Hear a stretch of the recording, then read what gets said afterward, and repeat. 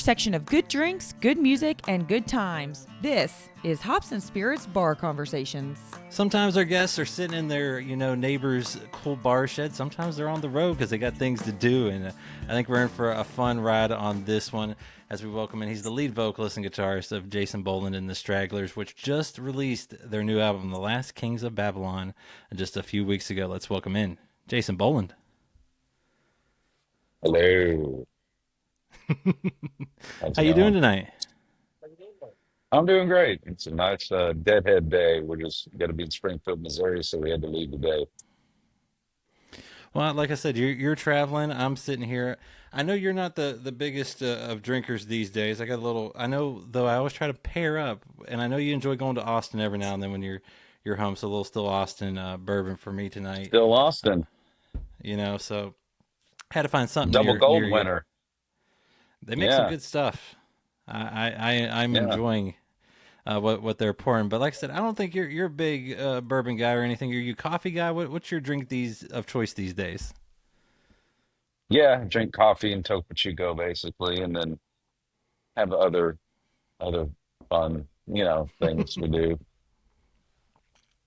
Depends on where you are if you can talk about it or not. Some states you're an outlaw, and some states you're a tax-paying citizen. So you know how it goes.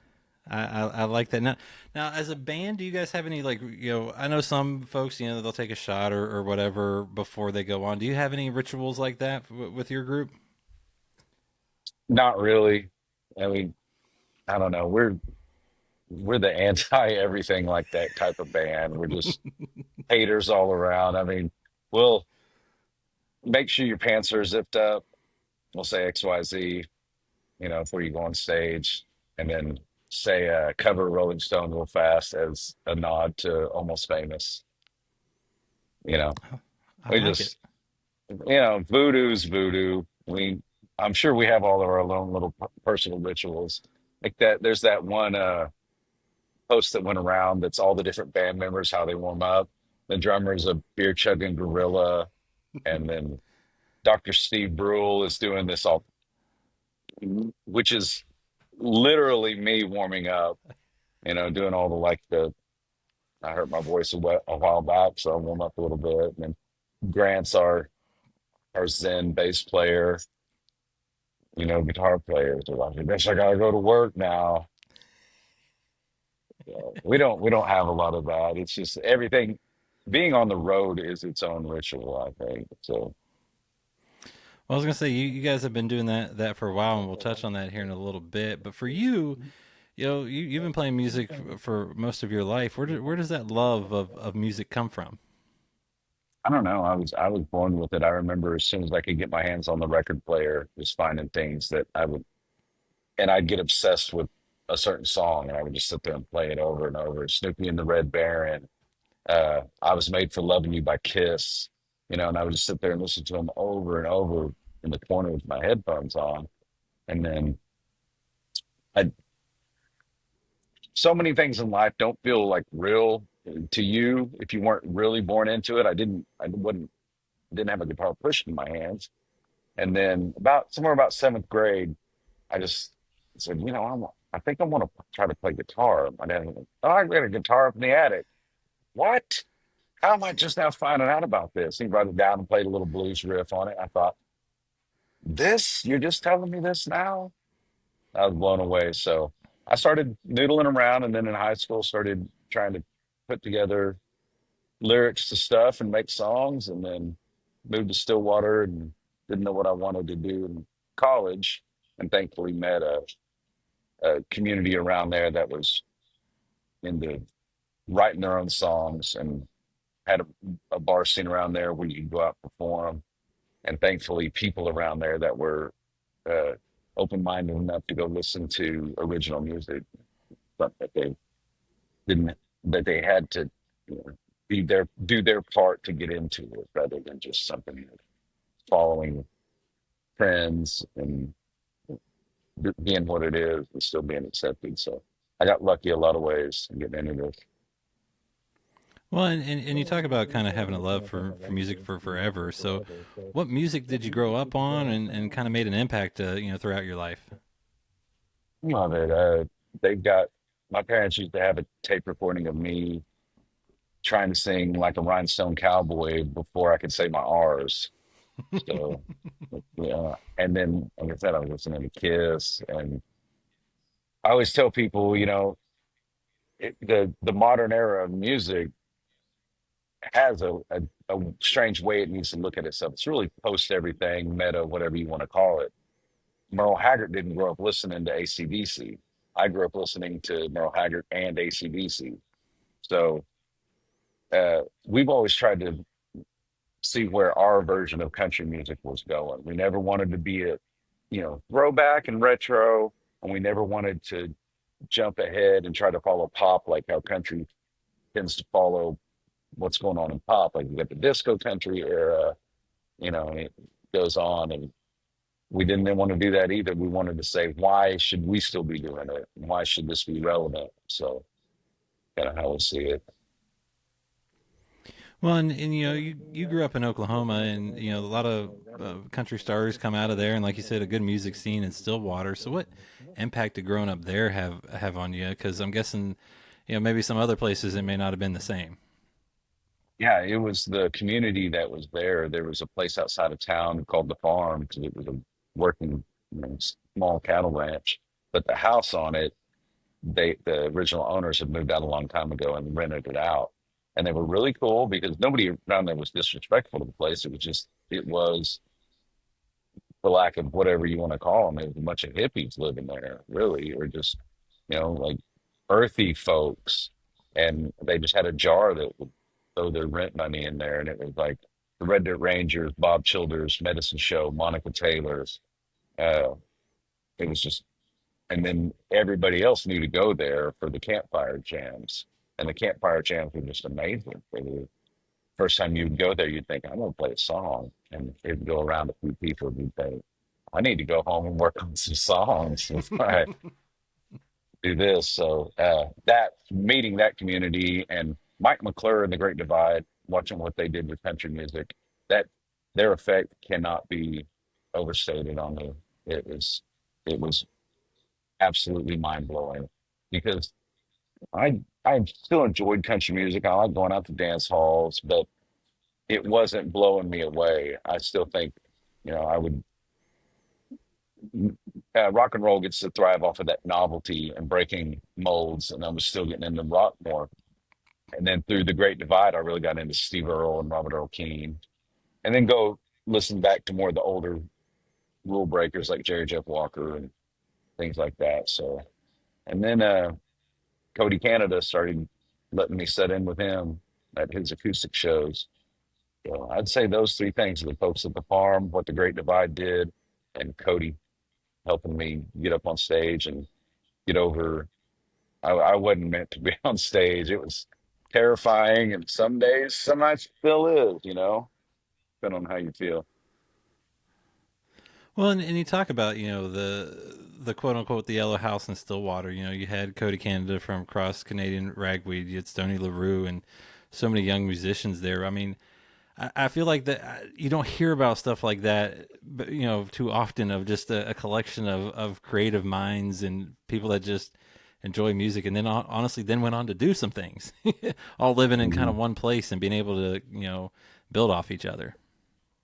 Yeah, it was at a nice flashpoint of technology and the desire to create something new. I think now people get to be their own island more, and everybody's got their own studio, and everybody, and they immediately you can upload, you can reach all your people by yourself on your phone, through Bandcamp, SoundCloud, and TikTok, everything. So I'm sure there's still some communities around somewhere, but it's in spite of that we were all still just gathering together, just through being in people's orbits and wondering what we're going to do and trying to push. I think everybody in this, what I can say about the Stillwater scene and Red Dirt, whatever you want to call it, is they really cared first and foremost about the song.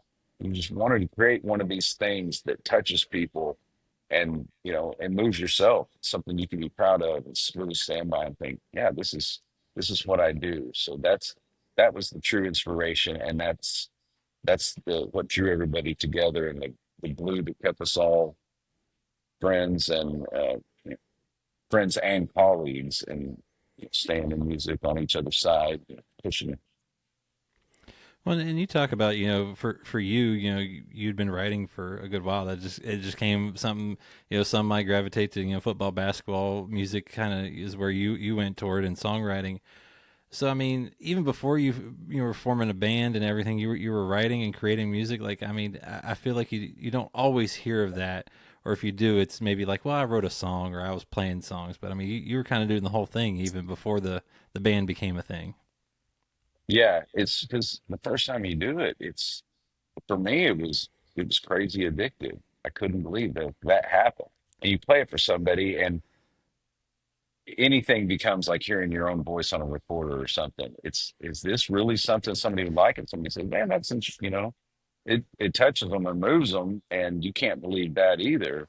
I took everything too seriously too. I was one of those, just like always off in my head and judging, you know, being judgmental of everything. So I always say too, like I think I started writing songs. One of the factors is I can't remember how songs go. Like Mandy, my wife, she'll hear something come on the radio. She's one of those people that can just be like, "Oh yeah, I love this song." I got to sit there and think, "What song is this?" Unless it's one, something really in my wheelhouse that I listen to.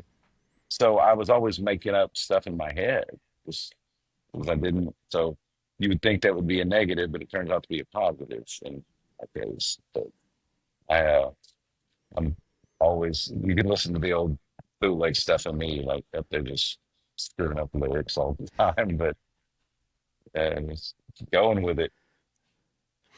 Hey, I mean, I've heard many others. Cody off of Whiskey Myers. I've heard, what he recorded in the studio may not be what he performs live because he might forget a lyric or two. It's there's a lot of words out there floating around. Sometimes they get a little jumbled. Well, and then you talk about kind of growing up with the Stillwater scene, all that. But when did Jason Boland and the Stragglers come to be? Kind of when did you take all this and go, let's put a group together and let's see what we can do? I was getting disillusioned with school because every class I enjoyed, they equated to underwater basket weaving, it's like philosophy, psychology, history, all that. Well, yeah, those are great classes. Why don't you get something you can get a job with? So I was a marketing major, and you're just going through business stuff. And I remember the day in a college class, they taught a sales technique called the Columbo, where you give your whole spiel, and as you're about to leave, you go, "Oh, one more thing," and it's your crusher. I sat here and I thought, I'm not being educated, man. I'm being trained.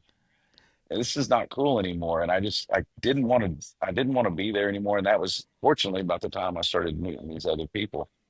So I started playing out in the bars, and one of my old buddies from college, we were both laying the ties at Oklahoma State.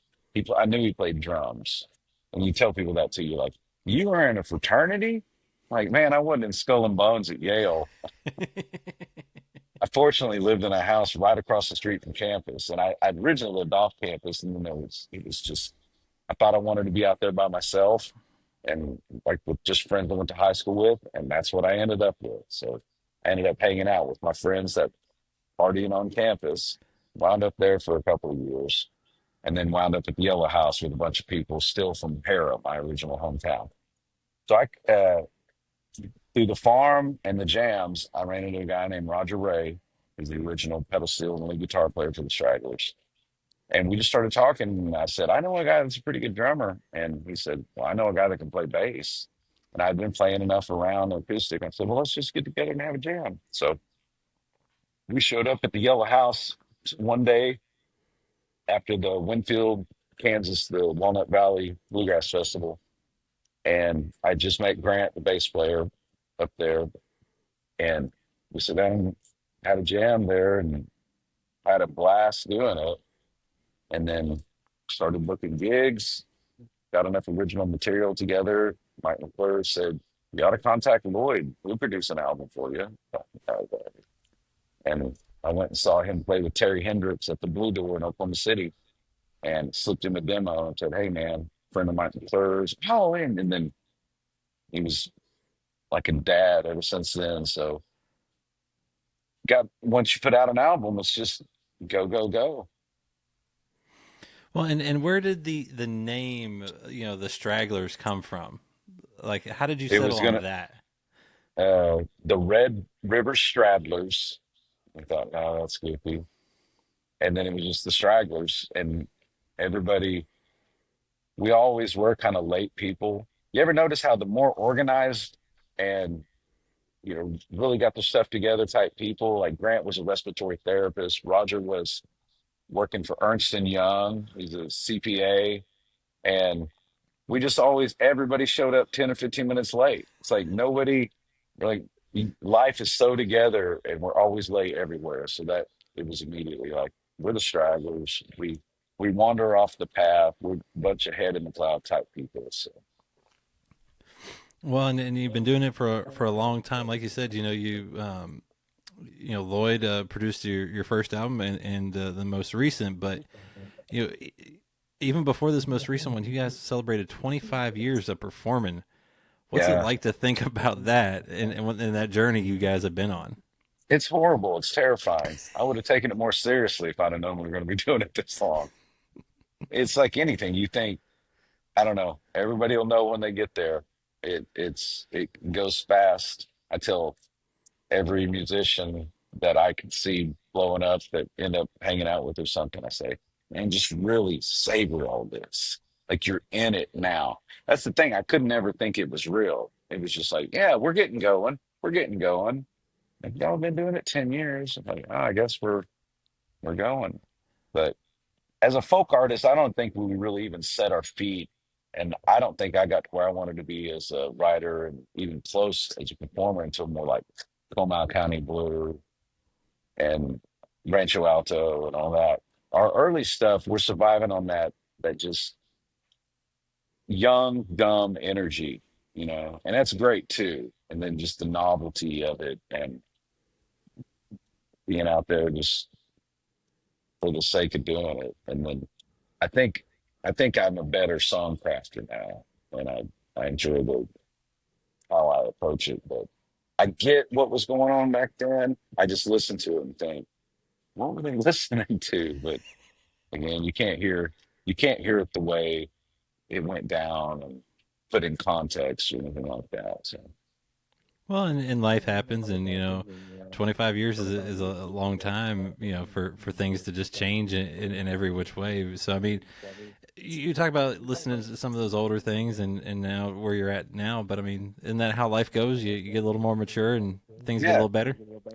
yeah, it is. And I can there's days I can hear some of that old stuff. I'll walk in a place we're about to play, and because you're playing there, they got you on, and you'll hear one of the old songs, and then there was a dip that I think we could have stayed on a climb through about '02 to '05. It was rocky just because of the party and was and touring all the time too. So it wasn't just like we all went home and party. It was touring for us and playing any place around all the time and always having to be the life of the party. When you're the master of ceremonies, you're not turning anything down. So it was it just became detrimental to productivity and sometimes performances. So '05, we all started kind of getting our heads out of the ether, and I think we really turned it on what we wanted to do as far as it progress as more mature. I use folk a lot of time now because what is it that we do? Is it just country? No, there's rock influences like we were talking about earlier. And we do still like to tell stories, no matter how unpopular that might be. A song like Ludlow off of Dark and Dirty Mile. Nobody wants to hear about that, but we feel like it's our responsibility to talk about. Well, and you guys have been putting out albums. This is your 11th one, The Last Kings of Babylon, and it reunited y'all with with Lloyd, who produced that debut album Pearl Snaps. What was it like to reconnect with him on and have him produce and kind of go full circle? Well, he had done Somewhere in the Middle, Rancho Alto, and Comal County Blue with all the times from work with Lloyd. And it's it's like anything that you have in your life where you go somewhere where you are heard and seen, and somebody just gets what you do. Like, I'm not kidding. He will read my mind sometimes. Like, I'll be playing a lick thinking, man, I wish we should have done this for the intro to this song. And this happened during Come Up Kind of. And he stops what he's doing at the board and turns around and goes, "Hey, what do you think about going and putting that lick at the intro of that other song?" I'm like, "Are you freaky?" And he does that commonly, and just his understanding of how acoustic instruments should sound within a track, and how a pedal steel and a fiddle can clash with vocals and cymbal noise and whatever else. He knows how to keep the things apart when it's not just a bunch of electric guitars going, and you know there's so many more nuances to mixing and producing what we do. And when it comes to that, in my opinion, for what I enjoy, no hyperbole, he is a genius, straight up. Well, the album's fantastic, and for you, for the most part, you write most of the songs, solo write. On this one, you did two co-writes, one with a friend of the show, Adam Hood, on One Law at a Time, and Mando on Mondo Signs. Mondo Signs on Irish Goodbye. What was it like bringing those two in and doing some co-writing? It was fun because it was like anything. When I was going to Nashville, I said, "I'm going to be out there. Let's set up some rights." And guys like me, you always hear about these, like, "Oh, so and so might, and all this." And of course, it winds up me being my buddies that I probably could have called myself. Like, I know Mondo and Adam, and we've been kicking around forever. It was great because when those guys are in that songwriting mode, somebody like me can come in with a couple of raw idea bones and skeletons of a song, and I mean, it was boom boom and fun. And I think they're both good songs. What's weird, they're both waltzes in D, Hmm. oddly. And then I don't, if I write a song I like, it's going to get recorded sometime or another. So it was fun. Well, and for you on this album, you put the two co-writes. You had three covers that I believe are very special to you, in Drive, Ain't No Justice, and Buffalo Return. So why'd you kind of have like a little mix and match on that? Some things that you wrote, co-wrote, and then some covers. Well, we always on our albums, you can find almost all of them, a Bob Childers and or Randy Crouch, um, Greg Jacobs. We recorded one of his, Billy Joe Shaver. We try to keep our covers contemporaries and people that inspire us. And so Randy Crouch is Ain't No Justice. So that's a gimme. That's always trying to find a Crouch for the name. We've done uh, Mexican Holiday.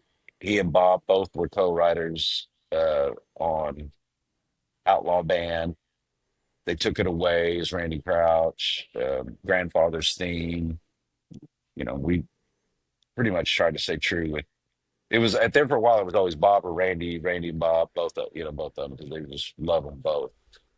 And on this one, there's not a Bob Childers, but one morning I woke up just hearing that song, the Jimmy LaFave song, Buffalo Return. And we lost Jimmy a few years ago, and Jimmy was like one of Bob's proteges too. If you knew Bob Childers, he was just a larger than life person, larger than life spirit. He was so inspirational.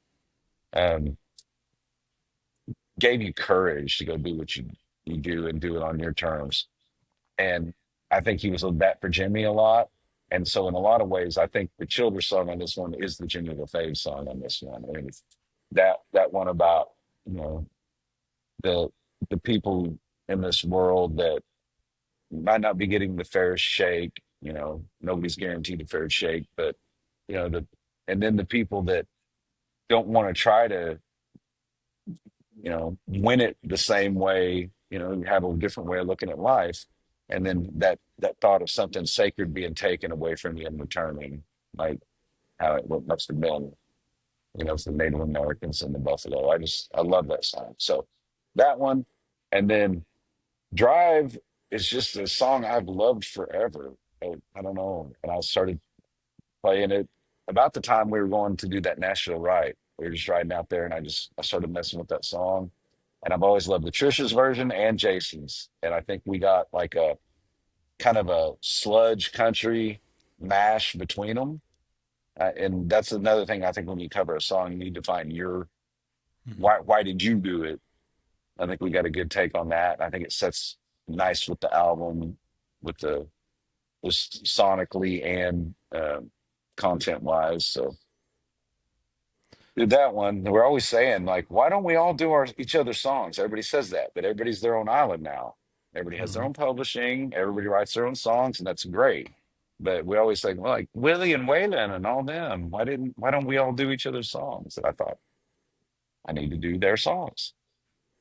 Well, it keeps those songs alive because I know some of those are old songs, mid '90s later on that people may not have heard before, and you kind of give them a new life. Yeah, yeah. I hope somebody does that with ours. Well, and for folks that are getting to listen to this album, The Last Kings of Babylon, what can they expect if they've been a fan of yours for a while, or maybe this is the first time checking you out? I think Straggler fans, this is a right down the middle Straggler album. Straggler fans should not be shocked. They should be pleased with it. I tend to kind of think that about most of them. Like Squelch got a little garage rock punk, and everybody thought, oh, that's gonna sound crazy and not be the Stragglers, and it does. It's just different. Who wants to hear the same album over and over again? Hmm. But the last one being a concept album, we dug really into that narrative and how we wanted to produce that. So sonically, it was conceptual as well as the story, and like even getting Ken Lane from Desert Oracle Radio to be the narrator and all that. We really went for it. So this one felt like it should snap back into more of a autobiographical, right where we are looking at things. So there really a lot of really personal songs. Even the covers were chosen for personal reasons. Well, in addition to the album coming out, you were recently announced that you'll be inducted into the Oklahoma Music Hall of Fame with some friends. How cool was that, and what kind of honor is that for y'all? That's very flattering. I said it's flattering and embarrassing. It's just one of those things like you still can't believe that's you and that's where you ended up. You didn't think we're you judging yourself against all these different parameters. Like we didn't get big and famous. We can't be in there with the big famous people. It's how you see yourself. So I'm just honored, and just to even be considered for it was is great. It makes me feel like what we did was heard and got out there. Again, if I'd have known we would have done this, and I'd have tried harder. I'd have taken it more seriously, I think. But it's it's supposed to be fun. We've always tried to keep it fun and interesting. So for them to recognize us, and I share that with all my stragglers and all my producers, because I wouldn't I wouldn't be here probably physically or mentally or musically without every single one of them on some level. Well, and some of those folks that you talk about that you got to hang out with or you looked up to, you're going to be in a by the time this drops, I believe it'll be that weekend, April 10th through 14th, the Boys of Oklahoma concert at Boone Pickens Stadium there in Stillwater. It'll be y'all, Cross Canadian Ragweed, Turnpike Travelers, Great Divide, Stony LaRue. What's it like being there for multiple days and doing a show with all them? It's quite a deal. I mean, I'm glad to be able to just hang out with everybody, but I'm most excited, honestly, about I, there was the Great Divide, and then from the Oklahoma scene, and then there was Cross Canadian Ragweed, and I think they had been broken up long enough. And I think a lot of people forgot really how big and how important they were. So I'm as a fan, I'm excited just to see them on stage again. And then the vindication of seeing how those shows sold out. You know, it's people want to see Ragweed together again. That's just exciting and touching. I'm so happy for them, and I really looking forward to those shows. Well, and for y'all, you talked about this. You guys have been playing for a while. You've toured hard. Still to this day? What's the best part for you of being on stage? Uh, it's song to song, really. It's when you no matter how big the crowd is, it's just as long as it's not like not as there's something distracting in the show, as long as it's going the way it should go. When you see people truly connect with your music, if you'll let yourself step outside of it, not worry about, oh, I can hear this one string out of tune or something like that, and really just let it be. Um, Another thing Childers used to say, he would say, when you're up there and you're worried about a performance or a song or how this is going, he's just like, I just meditate on that. I love all these people. And he goes, they just always tend to love me back. And it's true. But it's that connection and your song getting to be the vehicle for that connection is just it's a really nice thing to feel. I'm still just addicted to that. I The was gonna say, song. those first times you ever heard someone either singing the songs back or maybe after a show, they talked about how they connected to it in a way that maybe you didn't expect. What's it still like to have those feelings and when folks come up and talk to you? No, it's not you don't ever write songs. I mean, I don't. I try not to keep any audience I keep that out of my mind. But money, it being a hit song, anything other than just the song. So when they do get it and it does touch them on some other level in some way that you may not even have thought, like, oh yeah, or they have it in their personal soundtrack story of their life. It's validating, which is nice. You don't feel like you're just out there screaming into the void. You think, okay, I'm not a total narcissist. This has been shared with people, and it's a good thing. Well, and I always love to ask this too because you've been able to perform a lot of songs, whether they're yours or maybe some of your favorite covers. So, what is your favorite song right now of either yours or maybe a cover that you like to perform right now? It's usually something I can give you like a new one and Hmm. an old something that I should be tired of. The newest one that I really like playing, man, I really enjoy playing Truest Colors, which is fun. That one gets me amped up right now. But I like several of the new ones. Next to Last Hank is fun. Mm, yeah. Take Me Back to Austin's fun, but I think Truest Colors is just the one that amps me up on stage. And just think an old song like somebody would think I would be totally sick of.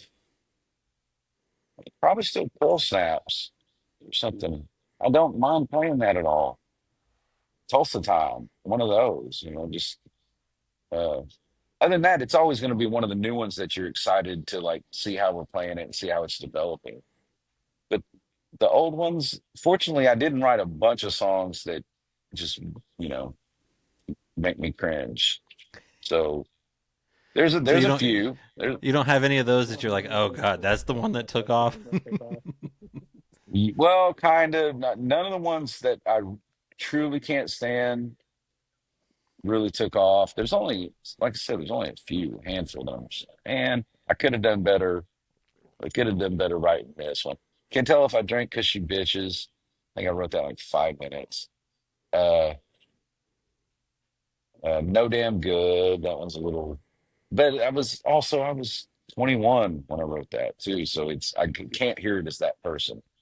There's but they're few and far between. And most times you don't find somebody that's going to leave with a big hole in their heart for not hearing that song. And most of the other old ones, the sing-alongs and stuff like that, I like. I like Pearl Snaps. I don't even sing some of the same lyrics anymore. The lyrics have even changed, and I call that song Our Redneck Mother, because in that one I'm like, am I the person in the song? Am I talking to the person in the am I the one being talked to? Because it's like a 21-year-old, and uh, there was just a few things that seemed like the world wasn't what I thought it was going to be right then. And one night, sitting in the yellow house by myself, everybody was out doing something else. I was really just couldn't figure out why I was the only person alone in the house, and wasn't in any shape to go drive anywhere, to go find anybody. So I just sit down, and thankfully, I don't know how that song got remembered, but it's it's Our Redneck Mother. Well, and you talk about all the folks that you love, look up to, and cover. Are there any cover songs that you just love to perform every now and then, or consistently? Yeah, I mean we've done Gallo de Cielo forever, Tom Russell tune. Um, every now and then we'll do The Old Home Place. That one, that one's kind of different. Song gets me. Or Tulsa Time, but we really kept our cover level down pretty low. We always just saw it as our job was to get out there and perform original stuff. That goes back to the why do we call it red dirt? It's because when you went to get a job at a dance hall and they're like, so you're a country band, right? Like, do you mean are we going to play Boot Scoop Boogie 3 times tonight? Because if so, no, we're a red dirt band. We thought other people did those songs, most of them as you know well as they could be done. So, and another thing I took from Mike McClure was, you know, you do you, because Hmm. you're the best at it. No one else can. No one else can even come close, no matter what that is. Yeah, that is the advice that I think a lot of folks need to hear these days. And you got Last Kings of Babylon's out. You're staying busy. You got plenty of shows coming up. So what else can folks expect from you? This year. Oh, probably a lot of this. Still getting down the road and getting that album out to as many people as we can. Always looking forward to the summer festival season, getting out there and get to see us sweat. So um, there is an album. I think I can talk about it.